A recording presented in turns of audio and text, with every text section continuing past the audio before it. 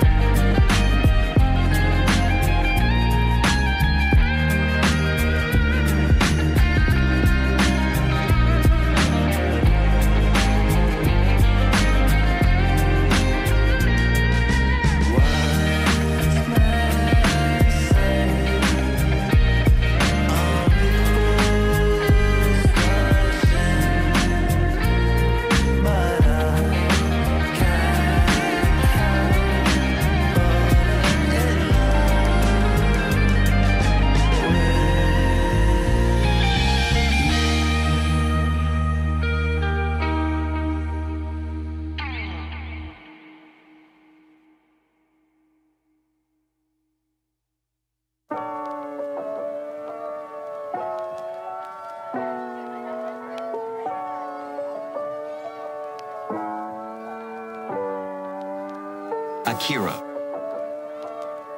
Look on. He's got clout. And what seems a good thing today turns out tomorrow to have been a disaster. What seemed in the moral and spiritual sphere too, like great virtues in times past, are easily seen today as hideous evil. Let's take, for example, the Inquisition.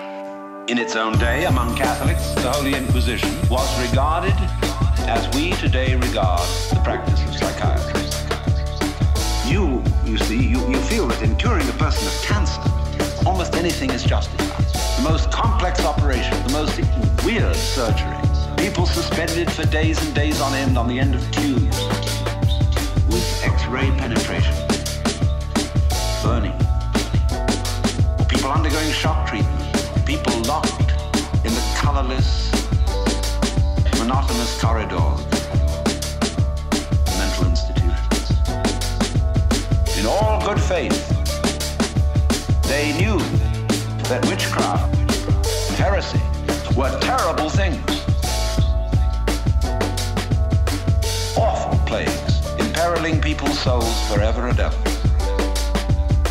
So any means were justified to cure people of heresy. We don't change. We don't change. We're doing the same thing today, but under different names. We don't change.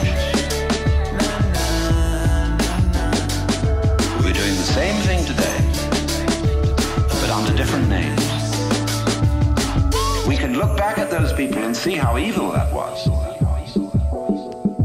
But we can't see it in ourselves. So therefore, beware of virtue.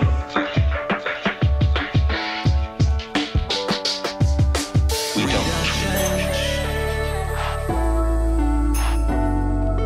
We're doing the same thing today, but under different names. We don't. We're doing the same thing today, under different names. We don't. We're doing the same thing today, but under different names. We don't. We're doing the same thing today, under different names. So therefore, beware of virtue.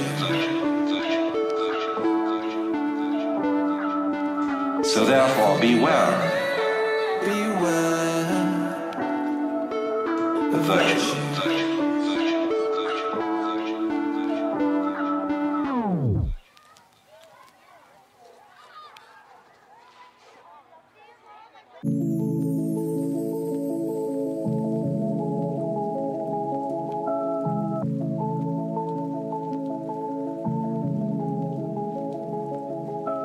Lao Tzu, the Chinese philosopher, said, "The highest virtue is not virtue, and therefore really is virtue.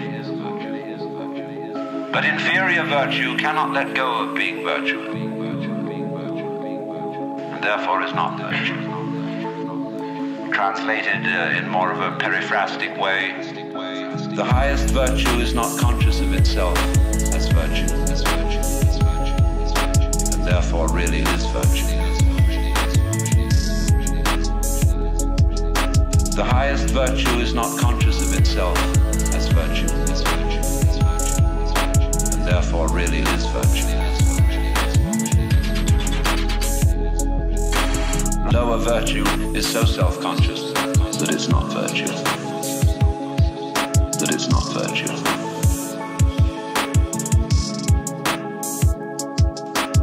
Lower virtue is so self-conscious that it's not virtue. That it's not virtue.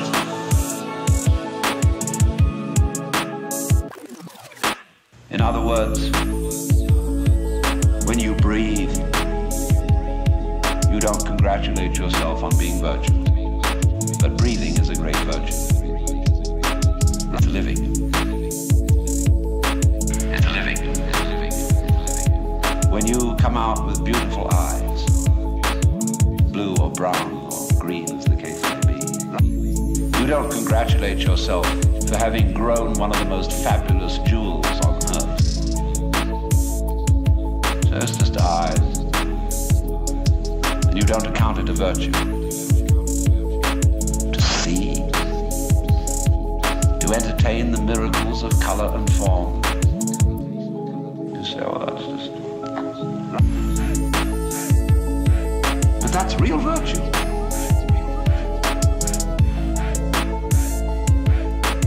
Real virtue.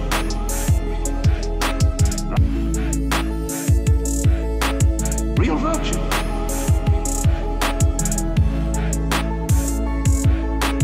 Real virtue. The highest virtue is not conscious of itself as virtue, and therefore really is virtue.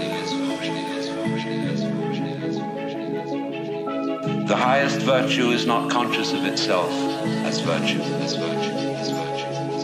and therefore really is virtue. Lower virtue is so self-conscious that it's not virtue. That it's not virtue.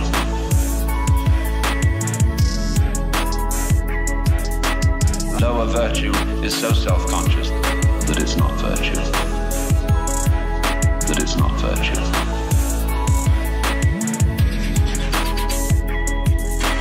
Virtue in the sense, the old sense of the word, a strength, is when we talk about the healing virtue of a plant. That's real virtue. But the other virtues are stuck on. They're ersatz. They're imitation virtues. And they usually create trouble. Because more diabolical things are done in the name of righteousness. And be assured that everybody of whatever nationality or political frame of mind or religion always goes to war with a sense of complete rightness. The other side is the devil. Our opponents, whether in China or Russia or Vietnam, have the same feeling of righteousness about what they're doing as we have on our side. And a plague on both houses. Because, as Confucius said, the goody-goodies are the thieves of virtue.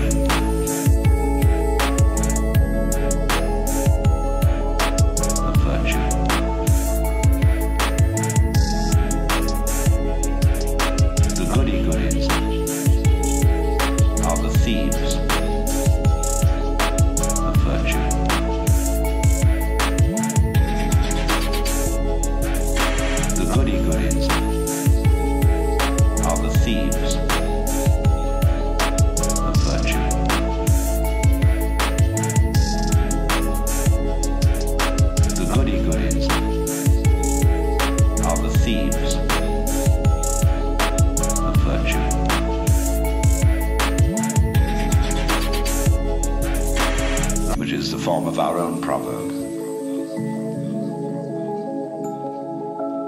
The road to hell is paved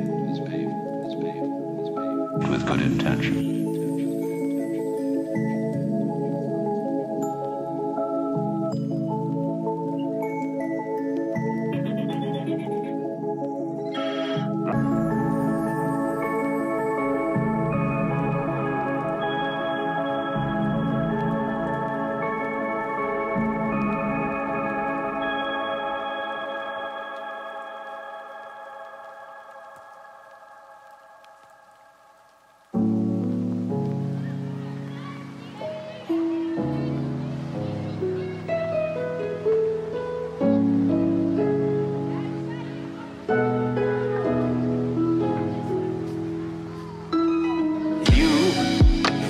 Improving are the one who needs to be improved.